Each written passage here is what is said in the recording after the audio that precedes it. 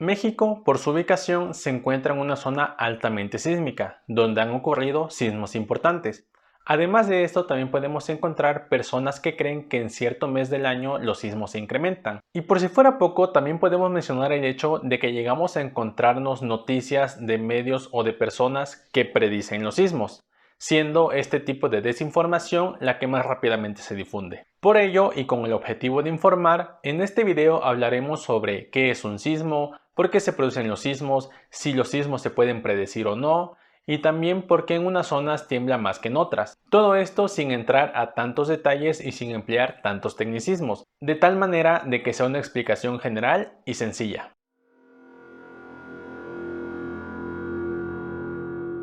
Hola, bienvenido a este canal de Geotecnia. Yo soy Alejandro y en este canal hablamos sobre exploración de suelos, pruebas de campo, ensayos de laboratorio, análisis y diseño geotécnico, y como en el caso de este video también hablamos sobre otros temas relacionados al área de la ingeniería civil o ingeniería geotécnica. Así que si este contenido es de tu interés, considera suscribirte. Entonces, para comenzar a hablar de los sismos, primeramente debemos de saber qué es un sismo. Un sismo es un movimiento brusco de la Tierra causado por la liberación repentina de energía. Cuando hablamos de un sismo, también podemos escuchar hablar de temblores, terremotos y maremotos, que si bien los tres son sinónimos de sismo, empleamos estos términos como una especie de categoría. Cuando empleamos la palabra temblores, hacemos referencia a sismos pequeños, mientras que cuando decimos terremoto, lo asociamos a un sismo muy fuerte y que por ende provoca más daños. Y cuando un sismo ocurre en el mar, se le denomina maremoto. Sin embargo, el origen es el mismo. Un sismo. Ahora, la siguiente pregunta es ¿por qué se origina un sismo? O mejor dicho, ¿a qué se debe que de un momento a otro se libere tal cantidad de energía que produzca movimientos en la Tierra que se sienten a kilómetros de distancia? Bueno, en un esquema muy general, sabemos que la estructura interna del planeta está constituida por un núcleo, el manto y la corteza terrestre. Podemos hacer la comparación con un aguacate, donde el núcleo sería la semilla del aguacate, el manto sería la parte verde que ingerimos y la corteza sería la cáscara del aguacate. En el núcleo existe movimiento y liberación de calor. Este calor se transmite al manto y provoca corrientes convectivas, lo que hace que la corteza terrestre se mueva. Un ejemplo algo burdo podría ser el hecho de poner a hervir leche, donde el núcleo, que es la fuente de calor, sería la parrilla de la estufa. Las corrientes de convección que se generan al interior de la Tierra sería la leche hirviendo y la corteza terrestre sería la nata, la cual se mueve en la superficie debido a las corrientes debajo de ella. Siguiendo con nuestro tema, la corteza terrestre no es una sola pieza, sino que está fragmentada en diversas piezas, como un rompecabezas. A estas plataformas de roca de diferentes formas y tamaños es lo que se conoce como placas tectónicas. Estas placas tectónicas están en movimiento constante unas respecto a las otras, y los contactos entre placa y placa se conocen como límites y se dividen en tres. Primeramente tenemos un límite divergente, en el cual una placa se aleja respecto a la otra. De ahí tenemos un límite convergente, donde las placas chocan entre sí, y al momento de chocar, una se hunde respecto a la otra, lo que se conoce como zona de subducción. Y por último tenemos el escenario donde dos placas se están moviendo lateralmente una respecto a la otra. A esto se le denomina límite transformante. Es precisamente en los límites entre estas placas en donde se tiene la mayor concentración de esfuerzos, es decir, se va acumulando energía. Y llega un momento en el que la energía acumulada es tal que el material ya no puede soportarla y cede, lo que provoca que la energía acumulada se libere de un momento a otro, y esto es lo que conocemos como un sismo. Cabe aclarar que los movimientos entre las placas son muy pequeños, de solamente unos cuantos centímetros o milímetros por año según las zonas, pero la superficie donde se acumula la energía y la cantidad de energía acumulada son muy grandes. Para entender mejor esto, veamos el siguiente ejemplo. Imaginemos que estas dos piezas de pan tostado son placas tectónicas, las cuales están convergiendo entre sí, es decir, están chocando.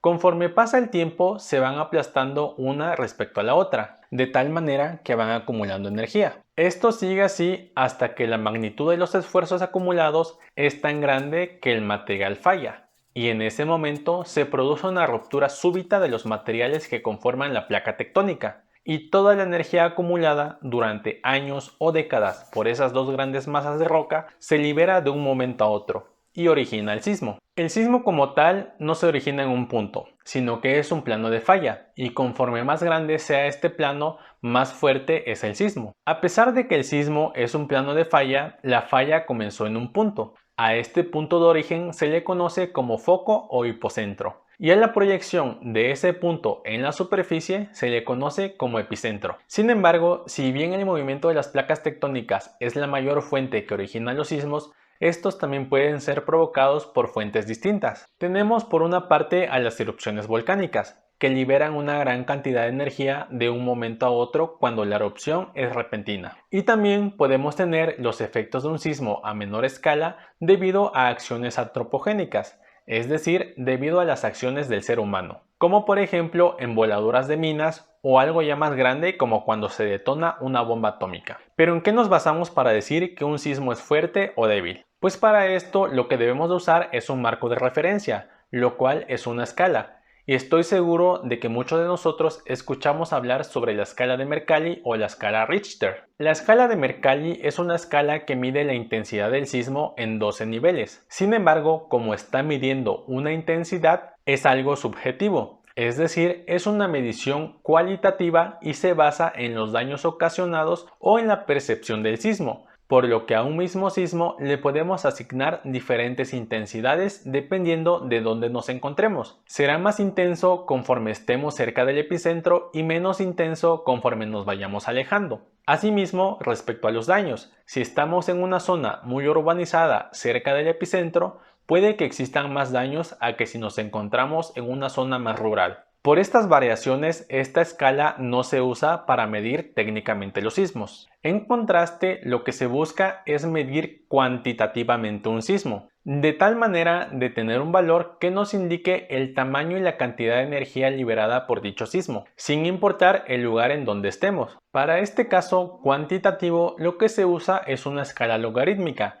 en la cual cada unidad tiene un incremento de la raíz cuadrada de 1000, que es aproximadamente 32. Esto se puede entender mejor de la siguiente manera. Imaginemos que tenemos un sismo de magnitud 7. Ojo, aquí ya no estamos hablando de intensidad, sino de magnitud. Es decir, que en lugar de tener un valor cualitativo, que como vimos puede variar dependiendo de dónde nos encontremos, ahora hacemos referencia a la magnitud, es decir, un valor cuantitativo que sin importar de dónde midamos el sismo, llegaremos al mismo resultado. Entonces tenemos un sismo de magnitud 7. Empleando la escala logarítmica con incremento de la raíz cuadrada de 1000 es lo mismo que decir que este sismo de magnitud 7 es 32 veces más grande, o mejor dicho, libera 32 veces más energía que un sismo de magnitud 6. Y un sismo de magnitud 8 es 32 veces más grande que un sismo de magnitud 7. Y a su vez, este sismo de magnitud 8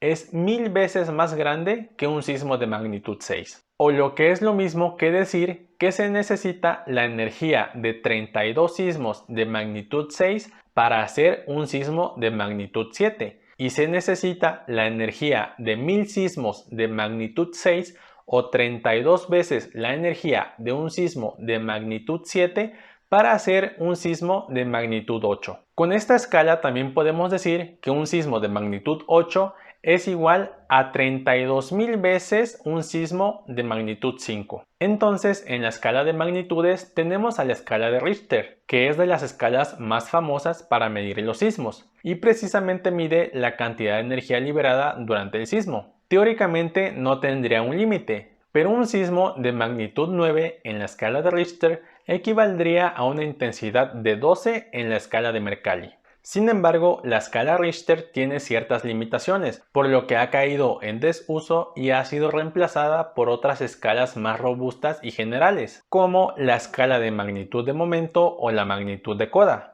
También podemos encontrar la escala de magnitud de ondas de cuerpo, la escala de magnitud de ondas superficiales, la escala de magnitud de energía, entre otras. Ahora bien, regresando a nuestras placas tectónicas, existen en el mundo tres grandes zonas con la mayor actividad sísmica. Primeramente tenemos el cinturón sísmico del Pacífico, también llamado cinturón circunpacífico, cinturón de fuego o anillo de fuego, que es en donde se registran el 80% de los sismos más fuertes y abarca varios países de diferentes continentes. De ahí tenemos el cinturón sísmico de Alpide, o también conocido como cinturón euroasiático melanésico, donde se registra el 17% de los sismos más grandes. Y finalmente tenemos la dorsal mesoatlántica, que si bien la mayor parte está sumergida, esta dorsal parte a la mitad a Islandia. Si ponemos estas tres zonas en una misma imagen, podemos observar que precisamente se encuentran en los límites de las placas tectónicas, además de que abarcan gran cantidad de países que usualmente escuchamos en las noticias que sufrieron un sismo muy fuerte,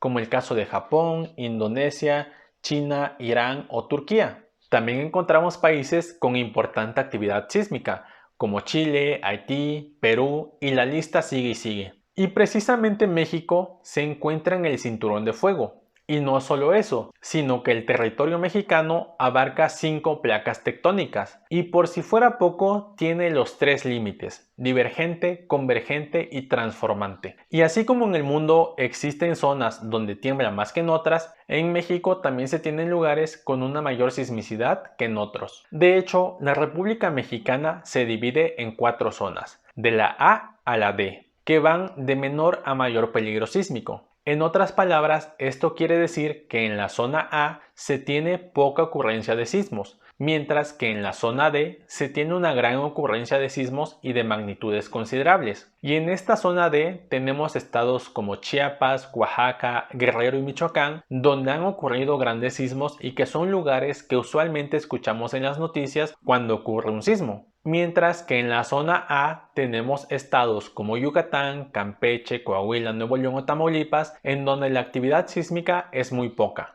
Sin embargo, cabe aclarar que esta regionalización sísmica no considera los efectos locales de amplificación de los movimientos sísmicos. Para ello existen zonificaciones sísmicas más locales, como la de la Ciudad de México. Y si sobreponemos nuestra regionalización sísmica con las placas tectónicas que se encuentran en México, podemos ver claramente cómo la zona D es la más cercana a los límites entre placa y placa. Es decir, en la zona D es donde se tiene mayor peligro sísmico debido a que está más cerca de la zona donde ocurren los sismos debido a los movimientos convergentes y transformantes que mencionamos anteriormente. Y la zona A es la zona de menor peligro sísmico, ya que es donde existe menor actividad sísmica, encontrándose alejada de los límites entre las placas. Hasta este momento ya sabemos qué es un sismo, cómo se producen, las escalas con las que podemos medirlo y también las zonas donde se tiene un mayor peligro sísmico, es decir, donde tiembla más. Pero así como sabemos a ciencia cierta que en ciertas zonas del mundo se tiene una mayor sismicidad que en otras, muchas personas creen que los sismos aumentan en cantidad y magnitud en cierto periodo del año. De hecho, es septiembre el mes en el que se cree que se tiene una mayor actividad sísmica. ¿Pero será esto cierto? Y la respuesta es que no. Si nos vamos a la página del Servicio Sismológico Nacional, que por cierto te dejo el link en la descripción del video, veremos que todos los días ocurren sismos y de primera entrada podemos ver la cantidad de sismos que han ocurrido en los últimos 2 o 3 días, así como sus magnitudes y ubicaciones. Además de esto, si nos vamos a los mapas de sismicidad anual, podemos ver todos los sismos registrados en ese año, su magnitud, ubicación y las estadísticas tanto por mes como por magnitud. Por ejemplo, en 2022 podemos observar que se registraron más de 29.000 sismos, siendo el mes de noviembre donde se registraron más sismos y la gran mayoría fueron de una magnitud entre 3 y 3.9. También podemos ver que para ese año en los estados de Oaxaca y Guerrero ocurrieron el 46% de todos esos sismos. Mientras que en la parte inferior izquierda del mapa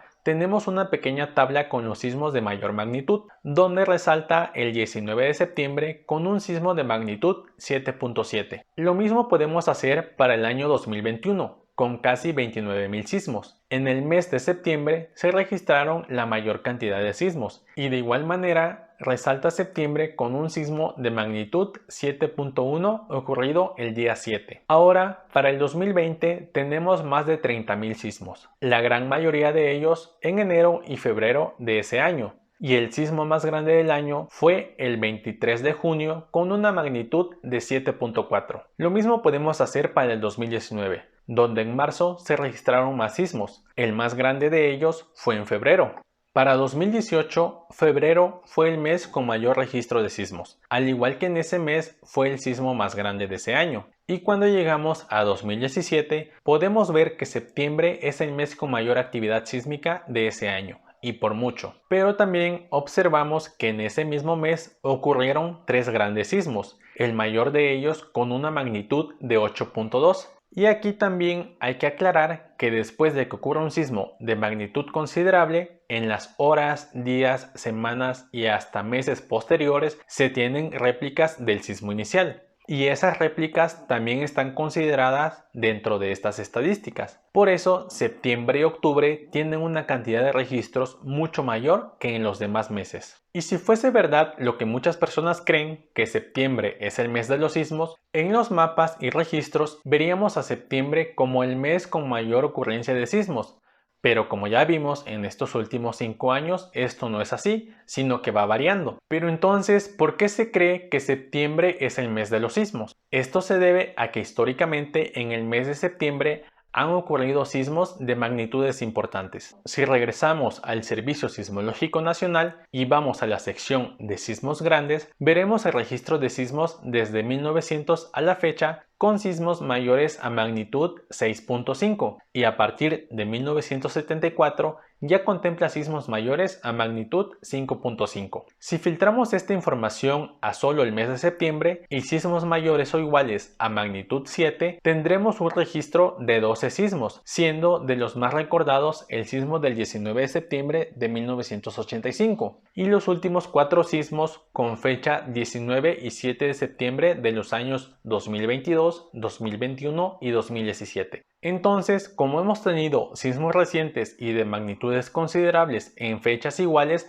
le vamos asignando una especie de patrón o hasta superstición. Y por si fuera poco, 3 de los sismos que han causado más daños han sido el mismo día, el 19 de septiembre, el de 1985, 2017 y 2022, y la probabilidad de que eso ocurra es muy pequeña, pero no es cero. Lo que nos lleva a creer aún más que existe una correlación entre las fechas y los sismos. Pero como ya dijimos, esto no es así. Y después de ver todo esto, ahora la pregunta es, ¿se pueden predecir los sismos? Y la respuesta es muy clara. Hasta el día de hoy, los sismos no se pueden predecir. Ni en México, ni en Estados Unidos, ni en Japón, que es el país con la red sísmica con mayor densidad del mundo. De igual manera, el Servicio Sismológico Nacional tiene esta pequeña infografía, que es muy clara. Los sismos no se pueden predecir. Si bien han ocurrido sismos de magnitudes grandes, estos seguirán ocurriendo.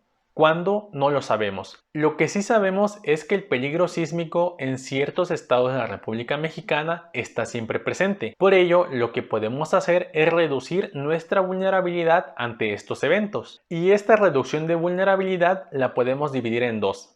Primeramente en nuestra infraestructura y segundo en nuestra conducta. Cuando hablo de que debemos de reducir nuestra vulnerabilidad en la infraestructura, me estoy refiriendo a que debemos de construir adecuadamente. Recordemos que existen normas técnicas, reglamentos de construcción, manuales de diseño que están en constante actualización y que conforme los aplicamos y vamos cumpliendo los criterios que ahí se mencionan, pues estamos haciendo estructuras más seguras, no solo al momento de diseñarlas, sino también al momento de construirlas. El cumplir con la normatividad debe de ser lo mínimo que debemos de hacer. Lo principal es aplicar los criterios de ingeniería adecuados para garantizar que lo que se está construyendo sea seguro y funcional ante los distintos eventos a los que pueda estar sometido durante toda su vida útil. Y la segunda manera de reducir nuestra vulnerabilidad es en nuestro actuar. Debemos de ser conscientes de que vivimos en un país con un alto peligro sísmico